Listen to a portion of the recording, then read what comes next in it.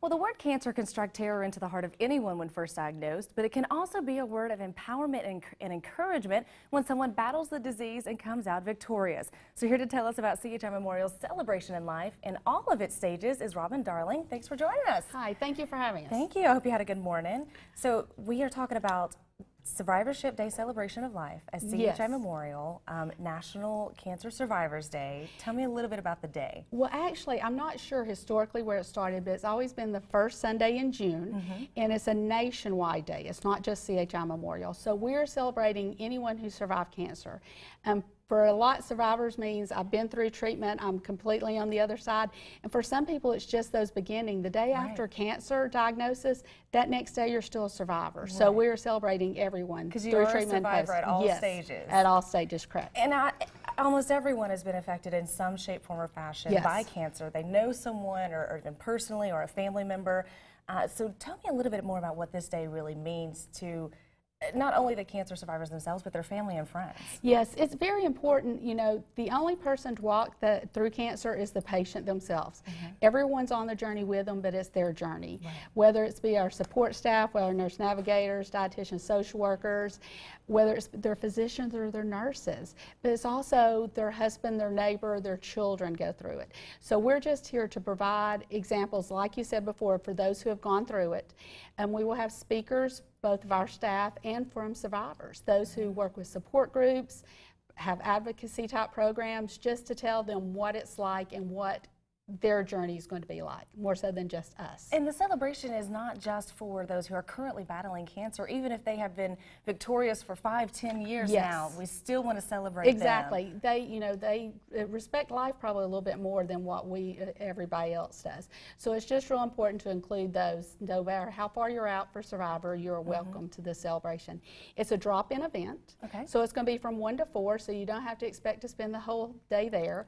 We'll have a quilt that we will proudly display at the hospital, and everybody will make their impression with a thumbprint as their touch to the celebration day. And then we're also going to have information there available for those who about survivorship. We offer survivorship classes through social work and cooking, also about telltale signs of cancer, because other people are coming and we want to diagnose soon as possible if we can. Right. Now this is a great event, I think, for someone who maybe is just in the beginning stages of their battle with cancer. What a great way for them to come and meet and hear some stories and know that they're not alone in this journey, that there's a whole community here for them. Right. Now, CHI Memorial does a great job about creating and establishing that community. Talk to me about the process that you're there for with the patients from day one. Well, I work for the Center for Cancer Support, and we support with our dietitians, and our coping skills and our support groups are open to anyone, not just those that receive their treatment at Memorial. We also have like a massage therapist that's there part-time. She will give massages for those during active treatment.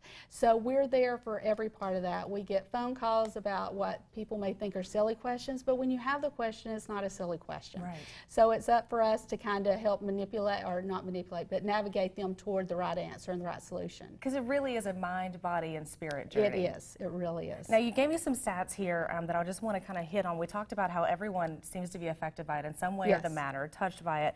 So more than 15.5 million children and adults with a history of cancer were alive this past January of 2016. Yes. That's a great statistic. It is. And then you also said by January 2026, so coming up soon in about 8 years, estimated that the population of cancer survivors will increase to 20.3 million. Yes, and part of that's due to research and new treatment, and a lot of it is due to early detection. As long as we can catch it early, then we're doing a good job. There on Saturday, we're going to have 2 of our mobile coaches there available for tours only. We're not going to do any screenings, but we'll have our Breathe Easy coach to show people. That's one of our newest steps at Memorial, trying to catch people on early stages of lung cancer when it's still treatable. And we'll also have the Marion Loker mobile coach there. All right, so early detection is key. Know what to look for. Okay, so again, give me the details of when and where this event is happening. Okay, it's going to be at Memorial Hospital in the community room, which is, if you're familiar with hospital in Chattanooga for a while, it's what we consider the old entrance. It's near the cafeteria. Entrance B is from 1 to 4. It's drop-in. We would love an RSVP. We will have food there, so we'd love an RSVP, but if not, you can stop on by. The RSVP number is 495-22 5H. Okay, and is there more information available on the website? Yes, there will be more information on the website. All right, so memorial.org is the website for more details. So be sure to stop by and join them this Sunday from 1 to 4. Robin, thanks for joining us and telling us about this. I can't wait to celebrate Survivorship Day. Yes. All right, stick around with us. We'll be right back on Let's Chat.